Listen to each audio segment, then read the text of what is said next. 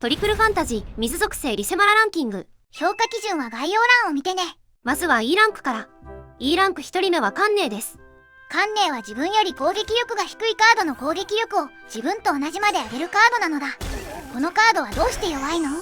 弱いというよりは活躍の時期がないと言った方が正確かもしれません。彼のスキルを活かすには高いコンボ倍率を達成すればいいのですが、初心者の頃は敵が弱いためわざわざ他の2枚の攻撃力を上げなくても敵を倒せます。攻撃力を上げる必要性が薄いのか。そして上級者になるとデッキのほとんどが伝説カードになるため、彼を使っても大して攻撃力が伸びません。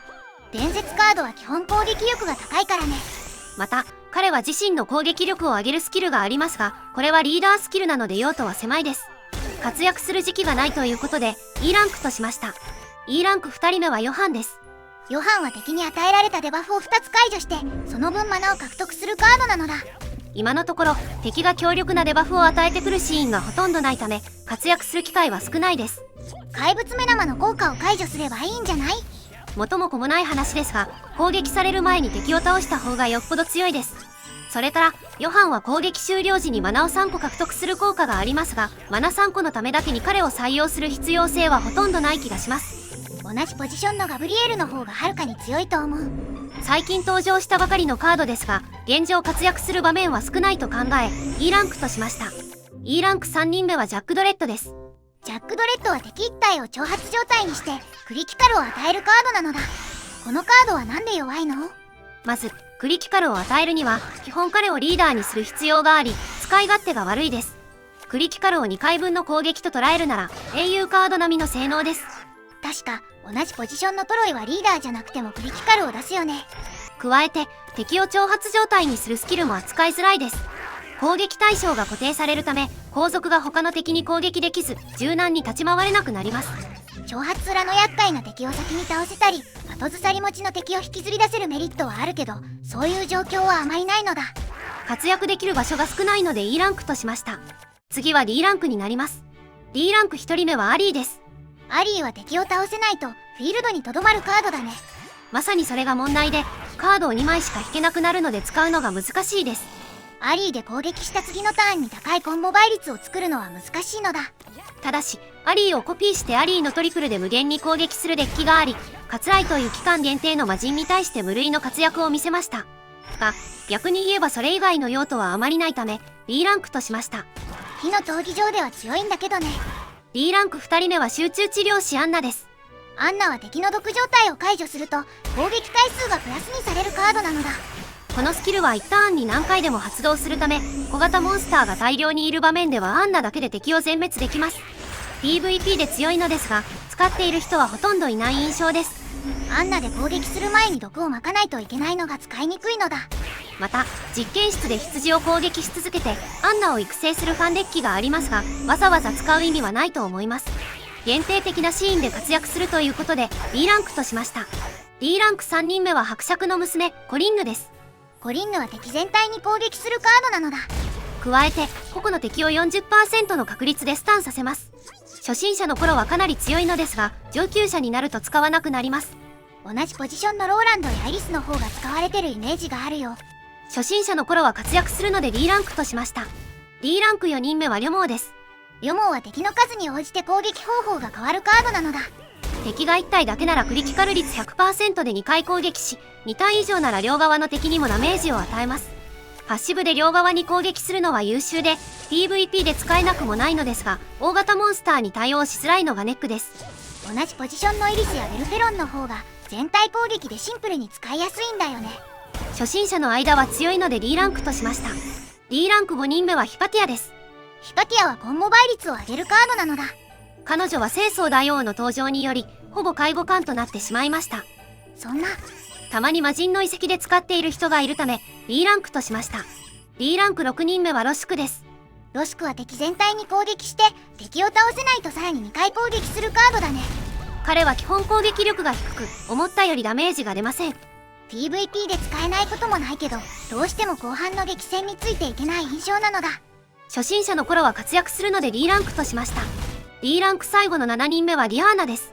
ディアーナは水コンボ達成時に両側のカードを2回攻撃させるカードなのだ。このカードは無限ハットリというデッキのキーカードでしたが、エリザベスの登場により介護官となってしまいました。かわいそうに。それ以外の用途は今のところないです。一応無限ハットリで使えるということで B ランクとしました。お次は C ランクです。C ランク1人目はグリンブルスティになります。グリンブルスティは右側のカードを2回攻撃させるカードだね。このカードはキールスと相性が良く、特にオーディンをコピーするのに便利です。オーディンについてはオーディンの項で説明するのだ。しかしながら大凶の登場によりほぼ介護官となってしまいました。彼のリーダースキルが生きる場面はほとんどないからね。とはいえ超越スキル準備耐性をつけて PVP で使えないこともないので C ランクとしました。 C ランク2人目はトールです。トールは敵全体に攻撃するカードなのだ。全体攻撃とはいえターゲット以外の敵には半分のダメージしか与えないため思ったより火力が出ません。貴族性の敵には4分の1しか入らないのだ。主に PVP で使われますが大型モンスターに対応しにくく、そこまで採用率は高くない印象です。また彼は吸血率 30% を持っていますが PVP には汚れたブラッド持ちの敵が多いためあまり役には立ちません。これらの理由から C ランクとしました。 C ランク3人目はウィリアムです。ウィリアムは水コンボ達成時に4回攻撃するカードなのだ。このカードは主に PVP で使われます。しかしながらまともなダメージを出すには水の鋼鉄ストレートを作る必要があり、やや使い勝手が悪いです。ヘレンで水に特化したデッキなら活躍するけど相手にメタられやすいからね。使用率を鑑みて C ランクとしました。 C ランク4人目は太子寺です。太子寺は基本3回攻撃でリーダースキルでさらに2回攻撃するカードなのだ。攻撃回数が多くて扱いやすいためこのカードも主に PVP で使われます。しかしながら同じポジションにレダクラットがおり彼の方が採用率が高いです。弱くはないのですが使用率を考えて C ランクとしました。 C ランク5人目はデツカーです。デツカーはコンボがない時にコンボ倍率を25上げて全てのカードの攻撃力を集めるカードだね。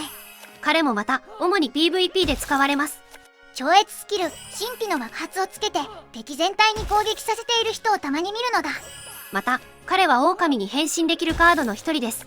狼デッキによく採用されているイメージがあるよ。狼デッキは序盤から中盤の前哨基地では強力ですが後半はバフターン数が減るギミックにより使えなくなります。 PVP で稀に採用、狼デッキの強さを考慮して C ランクとしました。 C ランク6人目はモッキーです。モッキーは水コンボ達成時に全ての敵を眠らせるカードなのだ。睡眠中の敵は一発目の攻撃で受けるダメージが2倍になります。魔人の遺跡でダメージを伸ばすのに必須のカードだよね。昔はその通りでほとんどの魔人用デッキに採用されていました。しかし現在はレベル13魔人の登場により採用率は大きく下がってしまいました。レベル13魔人だと彼女を使ったターンに起きちゃうのか。とはいえ魔人の攻撃を遅延させたりレベル11魔人では現役なので C ランクとしました。 C ランク7枚目はタオシュウです。タオシュウは敵に追加ダメージが入るお札を貼るカードだね。彼は主に PVP で使われます。特に孫権、カシウス、タオシュウのコンボは敵全体に固定ダメージを何回も与えられて強力です。レダクラットの登場で最近は見ないコンボだけど逆にバンされにくいのだ。 PVP でたまに採用されるということで C ランクとしました。 C ランク最後の8人目はサンビスター・リオです。リオは8ターン間回復し続けるカードなのだ。回復が弱いこのゲームですがリオは実験室で使われることがあります。わざとデッキの最大体力を減らしてジークと組み合わせるデッキだね。ジークについては非属性編で解説しましたがこれによりほぼ不死身になることが可能です。しかしながらこのタイプのデッキはクリアに時間がかかるためあまり使われていない感じがします。特定の場面で活躍するということで C ランクとしました。ここからは B ランク上級者の採用率が高いカードがランクインしてきます。楽しみなのだ。 B ランク1枚目はヘレンです。ヘレンはデッキのカードを水属性に変えるカードなのだ。ヘレンは超越スキル準備耐性をつけて運用されます。レベル13の非属性魔人に対してフィニッシャーを水属性に染める戦法が強力です。芝居と周囲のバフは二重に乗せる人もいるよね。実験室や試練の塔でも使われることがあります。また PVP で初手にデッキを水染めするデッキがありますがこちらはそこまで使われていない印象です。若干メタられやすいのは否めないのだ。多くのコンテンツの一部の条件で活躍するため B ランクとしました。 B ランク2枚目はオーディンです。オーディンは墓に入るときにランダムな敵に最大体力分のダメージを与えるカードだね。このカードはキールスと非常に相性が良く彼を主軸にしたオーディンデッキがあります。オーリンのダメージは固定ダメージだから敵の属性に関係なく使えるのがいいのだ。彼は主に PVP で採用されますが、序盤から中盤にかけての全勝基地でも使えます。使用率を考え B ランクとしました。 B ランク3枚目はローランドです。ローランドは全体攻撃のカードでトリックを消費するたびに攻撃回数がプラス1されるカードだね。ローランドは主に PVP で使われますが、魔人の遺跡で魔人の取り巻きを倒すのに採用されることもあります。イリスの登場で若干採用率が下がった気もするけど、全体攻撃を複数回できるのは強いのだ。 PVP や一部の魔人戦で使われるということで B ランクとしました。 B ランク4枚目はリクソンです。リクソンは敵を倒すともう1回攻撃するカードなのだ。リクソンはもっぱら PVP で使われます。超越スキル研磨脂肪をつけることで後半のダメージレースにも対応でき、なかなか強いカードです。 PVP で活躍するため B ランクとしました。 B ランク5枚目は服部です。服部は同じ位置のハンドのカードの効果を真似するカードだね。服部は主にワイルド化してレダクラットと一緒に運用されます。ハンドにフレイヤーを置き、服部レダで服部をリーダーにすることで大量の羽をデッキに送れます。魔人の遺跡とかダメージが重要になるコンテンツで必須のカードだね。また彼を主軸にした無限服部デッキは絶対に死なないデッキとして有名です。時間はかかるけどどんなステージもほぼ確実にクリアできるのだ。魔人の遺跡や無限服部で使われるため B ランクとしました。 B ランクラストの6枚目はキモーです。キモーは敵を凍らせるカードだね。昔はほとんどのコンテンツで問答無用で3ターンも時間を稼げる化け物カードでした。コンボ倍率に関係なく敵を凍らせられるのは強いのだ。しかし最近はバフターン数減少ギミックの登場により使用率が下がってきている模様です。それでも全勝基地や実験室で時間稼ぎ要員として採用されることがあるので B ランクとしました。さあいよいよ A ランクに入ります。上級者が頻繁に採用するカードがランクインしています。早速見ていこう。 A ランク1枚目はイスンシンです。イスンシンは水カードの攻撃力を 70% 上げるカードだね。彼は主に魔人の遺跡でフィニッシャーにバフを乗せるのに使います。特にセリアデッキでは必須のカードになります。セリアデッキは大体の魔人を倒せるからおすすめなのだ。また赤いリューノスでもカシウスを倒すのに必要なキーカードになります。カシウスワンパンデッキについてはまた今度解説するね。魔人の遺跡や赤いリューノスで活躍するため A ランクとしました。 A ランク2枚目は孫権です。孫権は自分と同じ系列のカードをリーダーにするカードだね。このスキルは2種類のバフを一気に乗せる上で非常に有用です。例えば孫権、イスンシン、周囲のコンボが挙げられます。また孫権はリーダーにすると水属性カードをサーチします。これは単純に水属性のキーカードを引く用途にも使えますし、水属性のいらないカードをまとめてデッキ圧縮する用途にも使えます。運用するならワイルド化は必須なのだ。主に魔人の遺跡で必要になるので A ランクとしました。 A ランク3枚目はキールスです。キールスは右側のカードを2枚コピーして墓に送るカードなのだ。このカードは様々な用途に使われますが、今回は2つ紹介します。1つ目は魔人の遺跡でレダクラットや清掃大王をコピーする用途です。バフカードを増やすんだね。2つ目は氷の女王デッキで氷の女王をコピーする用途です。氷の女王デッキは実験室を攻略するためのデッキなのだ。氷の女王デッキについてはまた今度解説します。このようにキールスは様々なシーンで活躍するため A ランクとしました。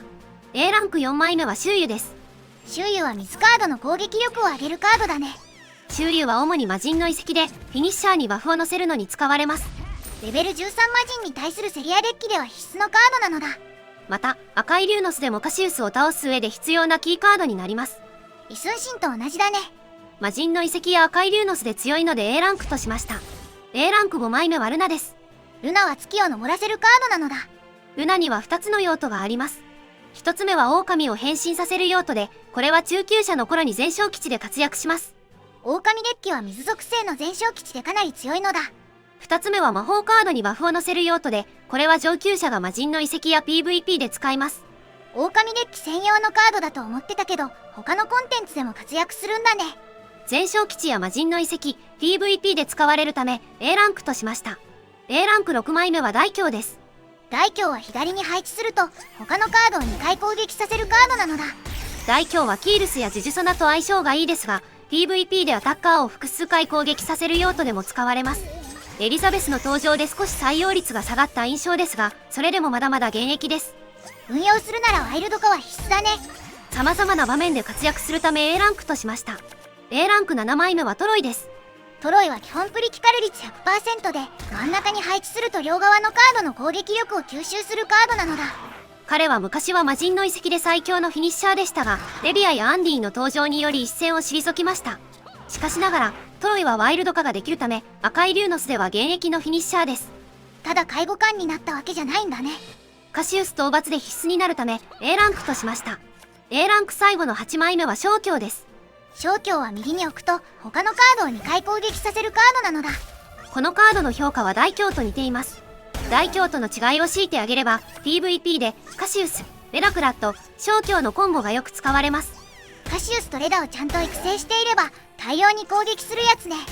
PVP などで活躍するので A ランクとしました。さあ、待ちに待った S ランクです。ほとんどのデッキに採用される最強のカードがランクインしています。それでは見ていこう。 S ランク1枚目はヤスマサです。ヤスマサは右に配置すると体力を削る代わりにコンボ倍率が 100% 増加するカードなのだ。ほとんどのデッキのメインコンボにおいて彼が使用されます。また、最近はリリースの登場により、ヤスマサで体力を削ってからリリースのコンボにつなげる動きも主流となっています。ほぼ全てのデッキに採用されるということで S ランクとしました。ワイルドか1枚目はヤスマサで決まりだね。 S ランク2枚目はガブリエルです。ガブリエルは復活時にトリックを4個獲得するカードなのだ。全焼基地、試練の塔などでは復活した後にデッキを循環させる上で必要になります。魔人の遺跡などではブリオンのバフを乗せたり復活後にキーカードを引くために必要になります。 PVP でも採用している人が多い印象です。とにかく復活後にデッキ循環が重要なデッキで採用されるんだね。ほとんどのデッキに入るため S ランクとしました。以上が水属性カードのリセマラランキングになります。同じ評価基準でこの評価違くないと思ったらぜひコメントしてね。動画とコメント欄を合わせていいランキングができたらいいなと思ってます。この動画が参考になった方は高評価とチャンネル登録をよろしくなのだ。ご視聴ありがとうございました。